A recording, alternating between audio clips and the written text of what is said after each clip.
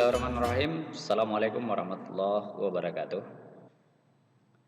Kesempatan ini kita akan berbicara tentang teori komunikasi sosial budaya.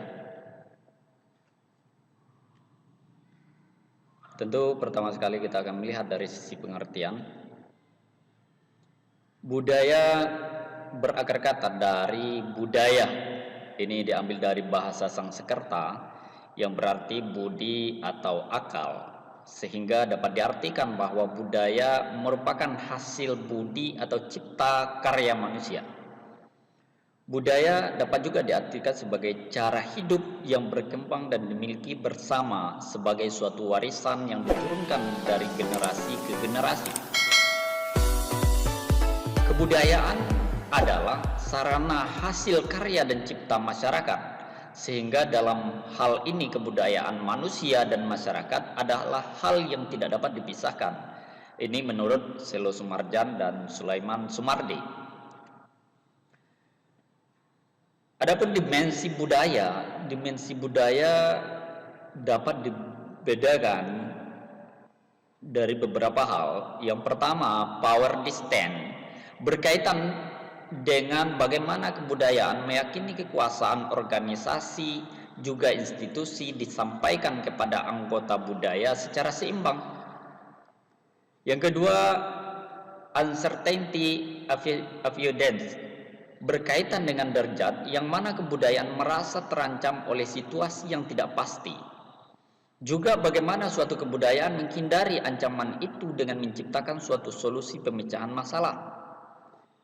Yang ketiga, individualism, collectivism, berkaitan dengan integrasi dari setiap individu ke dalam kelompok-kelompok utama.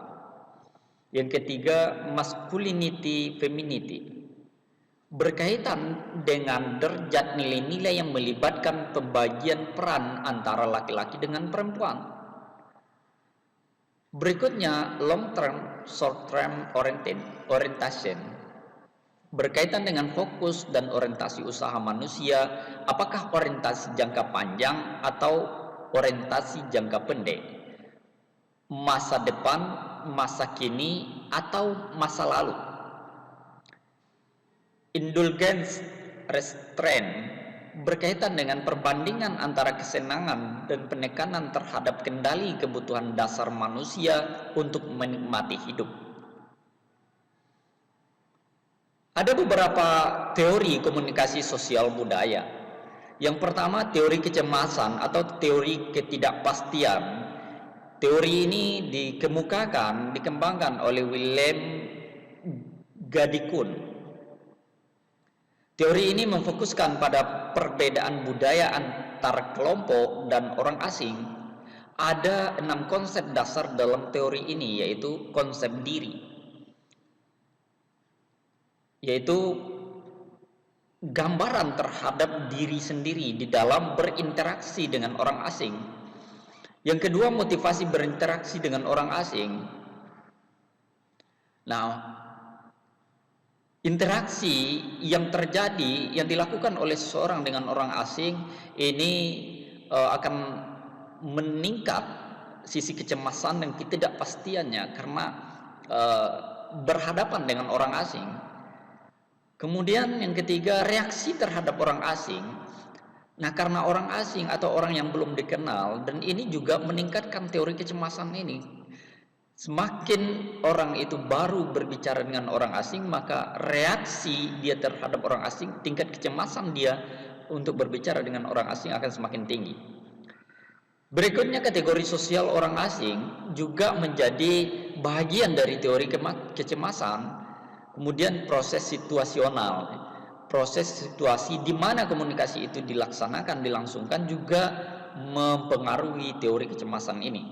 Kemudian koneksi dengan orang asing. Yang berikutnya, teori negosiasi wajah.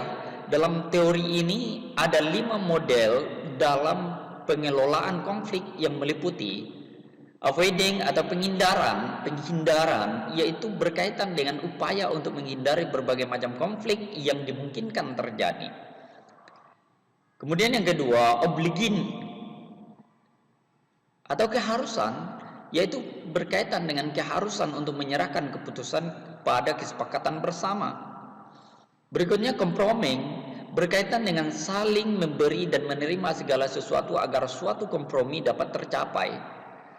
Berikutnya dominating, berkaitan dengan dominasi salah satu pihak dalam penanganan suatu masalah. Berikutnya integrating, berkaitan dengan penanganan secara bersama-sama terhadap suatu masalah. Berikutnya teori kode bicara.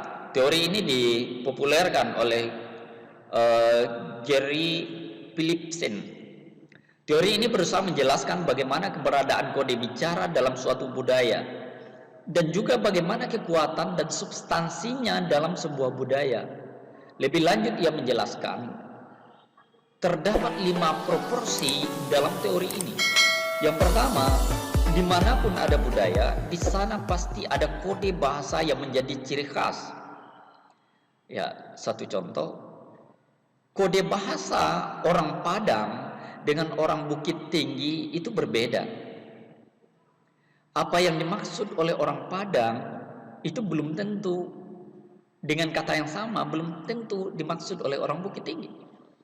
Sebuah kode bahasa mencakup sosiologi budaya, retorika, dan psikologi budaya. Pembicaraan yang signifikan bergantung pada kode bicara yang digunakan pembicara dan pendengar untuk mengkreasikan dan menginterpretasikan komunikasi mereka. Berbagai istilah, aturan, dan premis terkait dalam pembicaraan itu sendiri. Kegunaan suatu kode bicara adalah untuk menciptakan kondisi yang memadai, kondisi yang terkait dengan prediksi, penjelasan, dan kontrol guna menciptakan formula wacana tentang kecerdasan, kebijaksanaan, dan moralitas perilaku dalam berkomunikasi.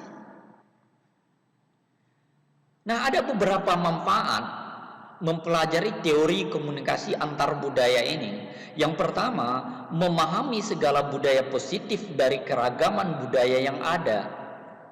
Tentunya dengan memahami budaya positif dari keragaman budaya yang ada ini akan terhindar dari salah menginterpretasikan sebuah kearifan lokal atau budaya itu sendiri. Kemudian memegang teguh apa yang menjadi nilai luhur budaya yang sudah ada. Tentu sebuah budaya pasti mengusung nilai-nilai luhur yang terdapat di dalamnya. Banyak pelajaran yang dapat diaplikasikan dalam kehidupan sehari-hari. Salah satu adalah komunikasi antar budaya menjadi penghubung asimilasi budaya yang positif. Selain itu muncul pemahaman bahwa perbedaan budaya yang mudah menghadirkan konflik harus mampu kita kurangi dengan saling menghargai keragaman budaya yang ada di